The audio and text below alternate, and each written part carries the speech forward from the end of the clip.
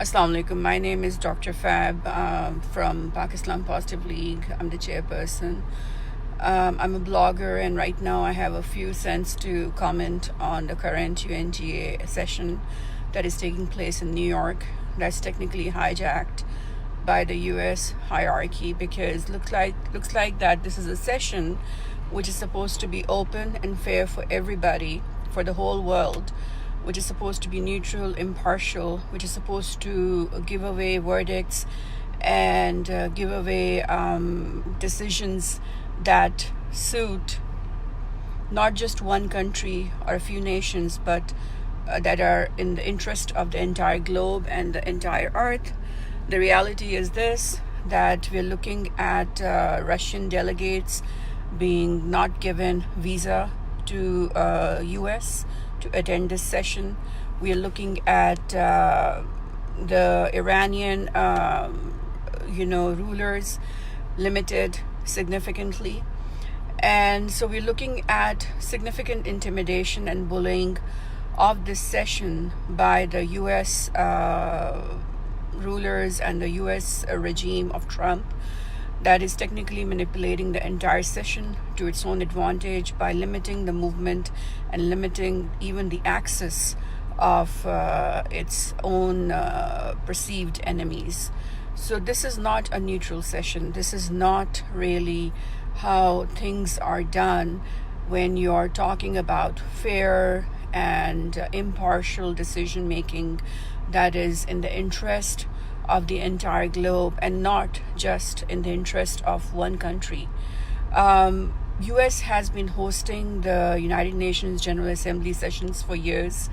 The headquarters of United Nations is in New York, and I think it's about time that we decided to move it elsewhere, where there's no such hegemonic manipulation of members, limiting people you don't agree with, limiting your perceived enemies, limiting Russians, limiting Chinese, limiting Iranians, limiting North Koreans. If United Nations is going to be just an organization that is on the pay stub and that works on the commands of one country, US, ignoring the plight of Palestinians, ignoring the plight of Kashmiris, ignoring the plight of Rohingyas, ignoring the plight of Syrians, Yemenis, Afghans, Libyans, then it is not a platform where I think any Muslim country or even the allies of Muslim countries that have helped raise the concerns of the Muslim nations, it's only a platform for the crusaders who have been waging crusade religious wars against Islam, invading Muslim countries, decimating millions, killing millions of Muslims, displacing civilizations, getting them killed on the shores of Mediterranean seas due to capsizing of boats. This is not a neutral and impartial platform anymore. This is a very biased, prejudiced platform that gives access to the rich and the wealthy, where the poor, the developing nations have no say, and where they cannot express their concerns, and especially the marginalized communities of the world, including the Muslims and including even a lot of even the non-Muslim factions, like quite a few of the African communities. I do not see enough representation for them at this platform. And so it is about time that either we remove the headquarters from New York and move it to a place where everybody can access it, where nobody is disallowed and nobody is sanctioned, and nobody is not permitted from entering the place due to visa issues, where Russians can come, where North Koreans can come, where Iranians are free to move around and express their opinion, express their voices, because you cannot have a court of law where you only allow one side to speak up and express his or her opinion. And you cannot have you cannot have impartiality, you cannot have neutrality if you're not allowing the opposites to speak up, and if you're not going to give them the opportunity to express their point of view, their perspective. And this is one of the biggest reasons why United Nations has failed as an organization to end any of the conflicts that have been happening since its inception, because it is totally partial, and it chooses to stay partial. It has stripped Palestinians and Kashmiris and Rohingyas from their basic human right of self-defense.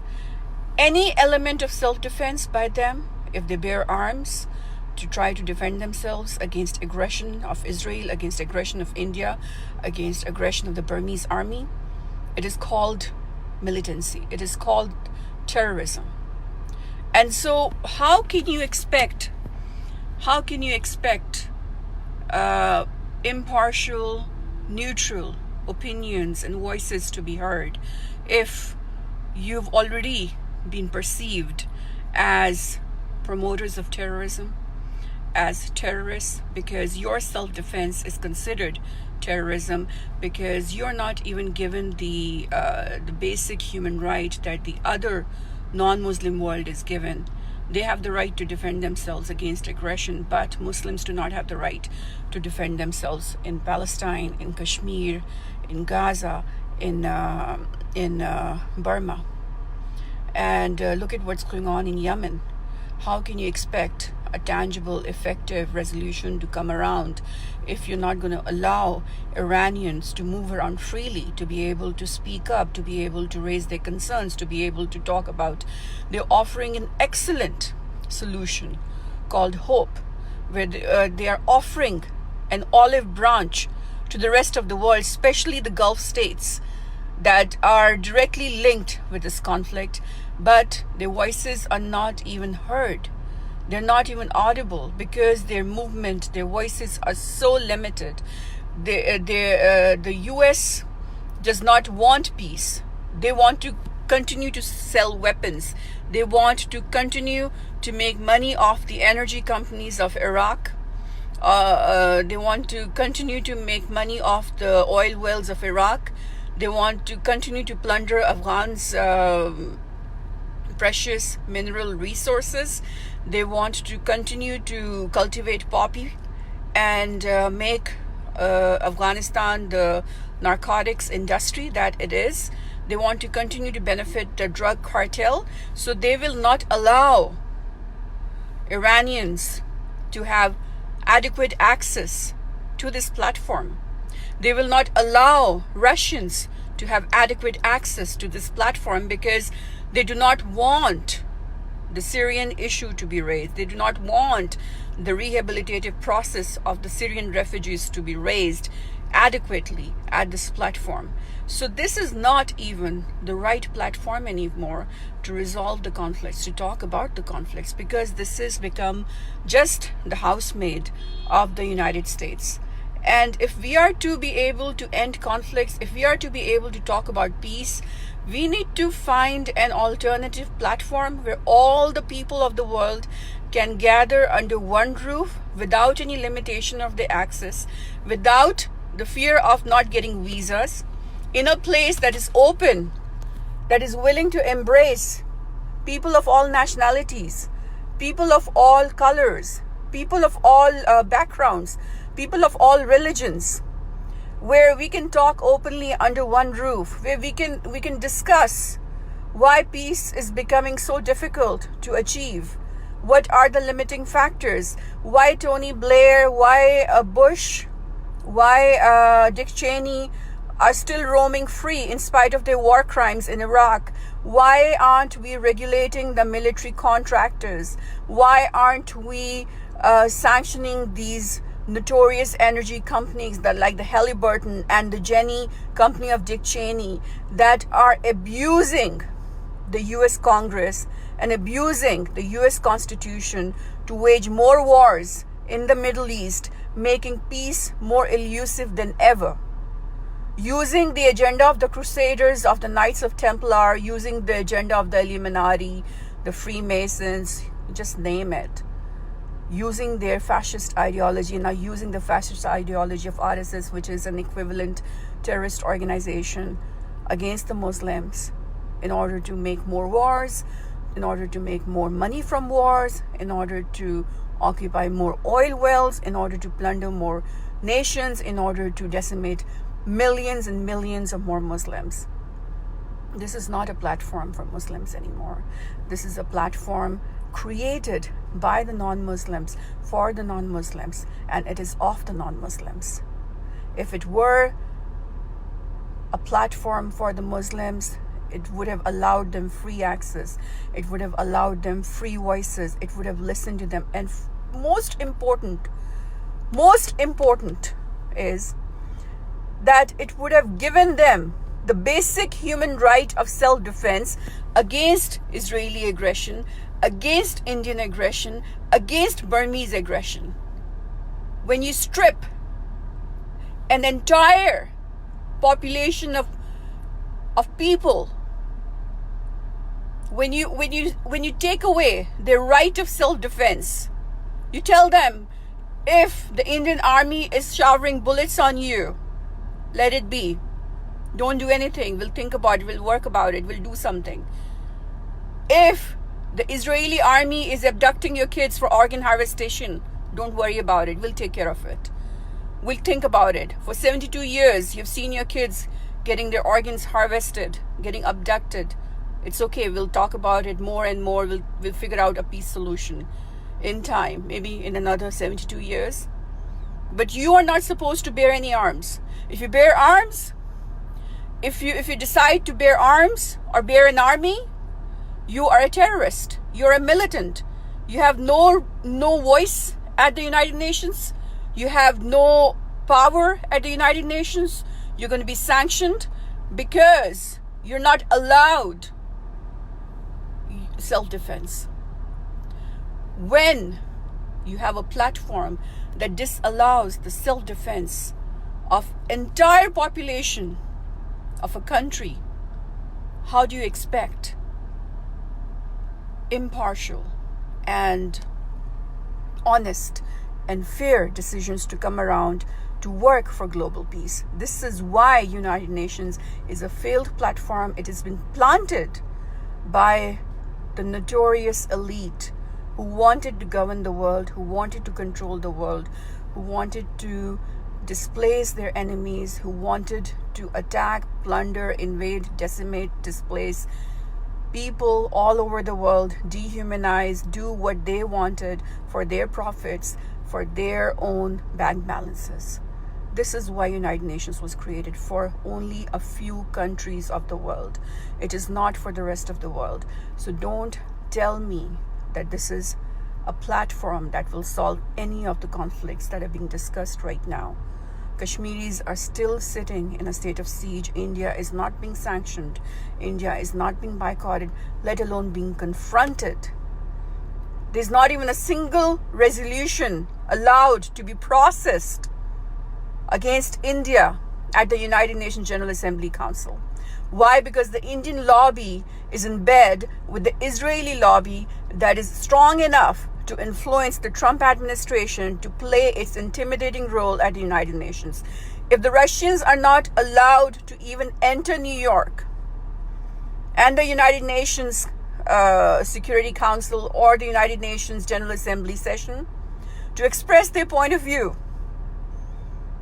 to tell what the hell is going on in the world, if the Iranians are limited in this session from speaking up, from telling the world what they want to do, from showing the world that yes, we have hope.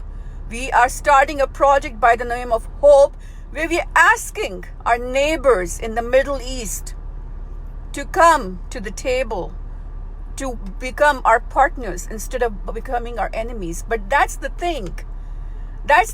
If the Middle Eastern nations who are currently confronting Iran become the friends of Iran, whom are the US weapon industry is going to sell their weapons to.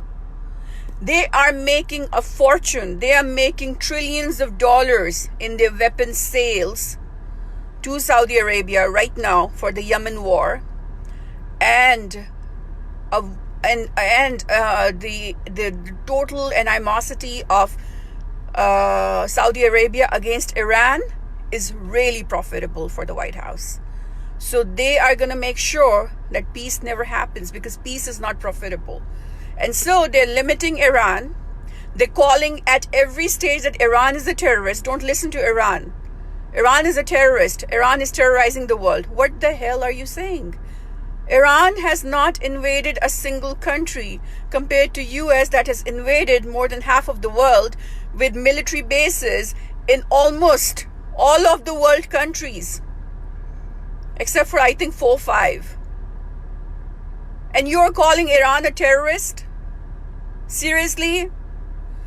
And United Nations is allowing US to manipulate by disallowing the entrance of the Russian delegates who support Iranian efforts, and by disallowing free movement of the Iranians.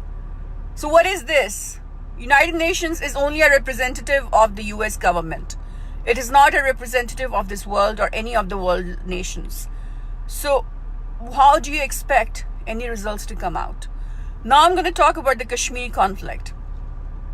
US wants a military base in Ladakh to be able to control China, to be able to control the Central Asian governments, since it is losing its ground in Afghanistan. It is losing its peace talks with the Afghan Talibans that are technically comprising the population of the Afghanistan that actually hold majority of the area of the Afghanistan. So we are talking about, if you hate the Afghan Talibans, learn to live with it, because they make up the democratic population of Afghanistan.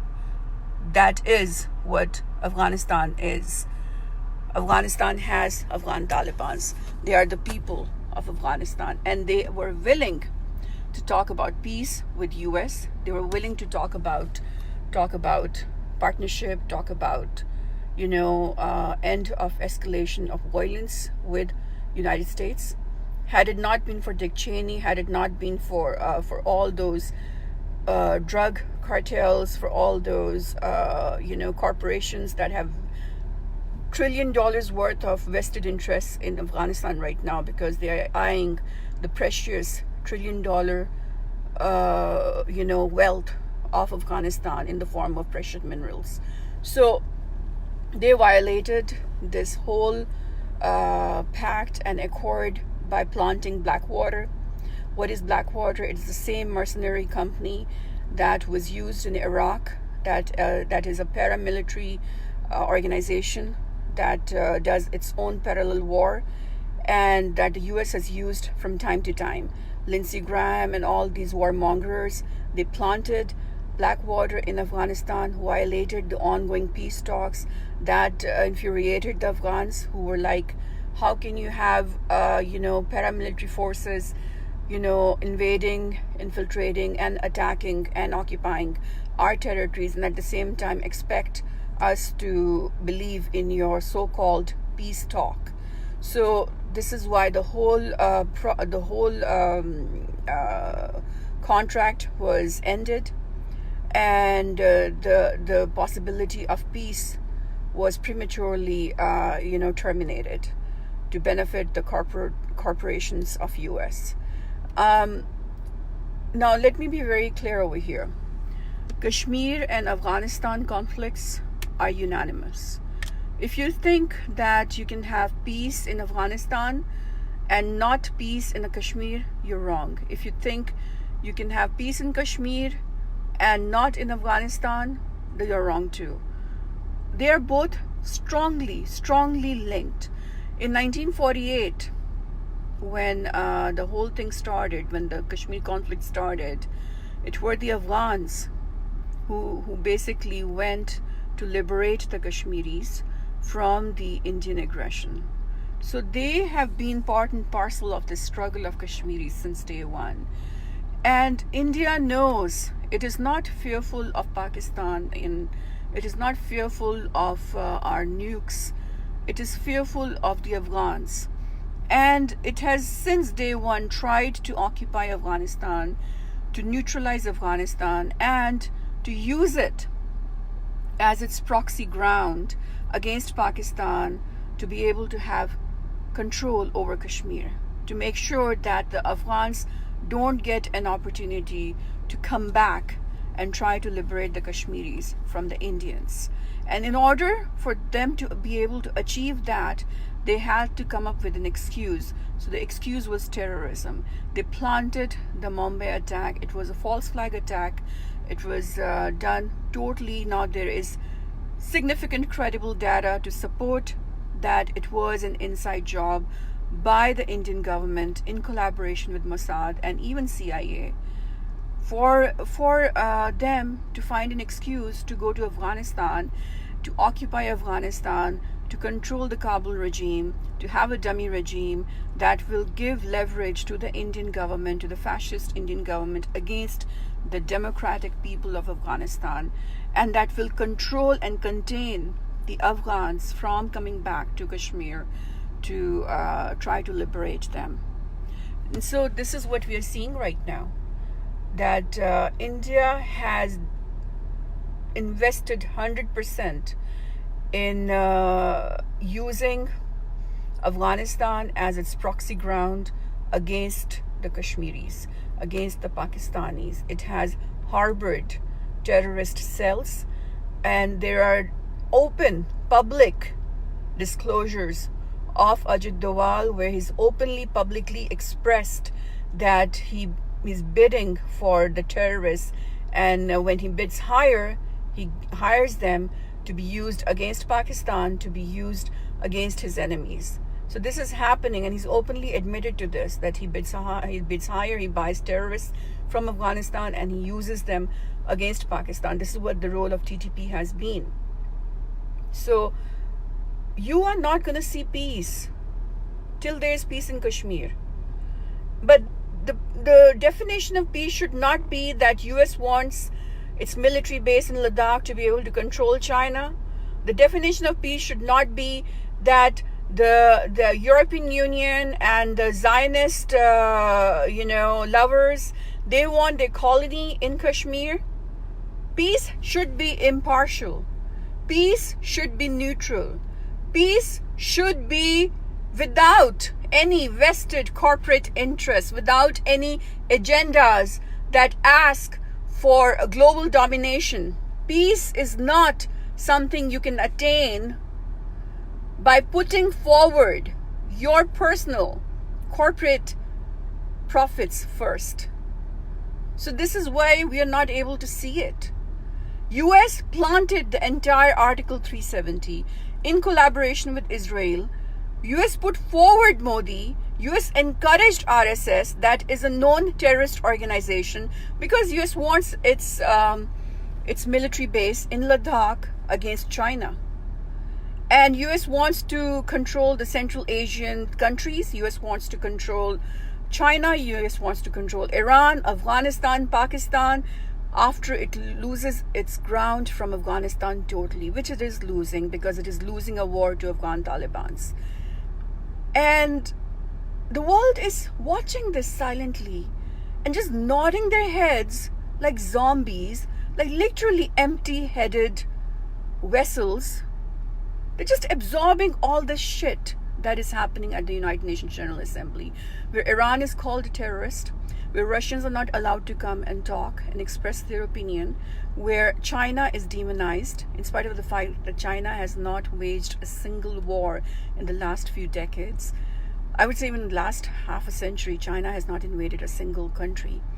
And the world is allowing all this charade and all these lies and deception to happen. I mean, whom are you trying to fool? Do you think you're going to be able to get us peace like this? What kind of shit is this? What kind of total bullshit is this? UNGA is the total bullshit right now. And the world is allowing this bullshit to happen right under its noses. Why is the UNGA being manipulated by a single government of the world for the vested interests of its few elite?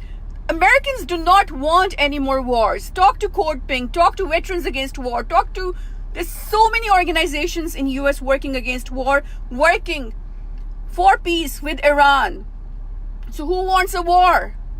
The energy companies do. Dick Cheney wants war. Halliburton wants war. Jenny Company wants war. Bill Gates wants war. Rockefellers want war. Jacob Rothschild wants war. Rupert Murdoch wants war. Israel wants wars. And who is their patsy? Modi is their patsy. So how do you expect peace to happen if you're not going to allow North Korea to come and talk about his concerns, like Kim Jong? Why won't you let him come and talk about his concerns? Why won't you let the Iranian president roam around freely, talk to people, talk to media, talk to various universities to express his point of view? Why won't you allow, the world to roam freely if you are promoting a peaceful dialogue and if you're promoting a so-called impartial, neutral platform for the world to discuss their issues? If you're only going to allow the interests of the richest and the most powerful country to be placed before the interests of any other country at UNGA, it is no more than a bullshit platform. That's what it is. It's a bullshit platform.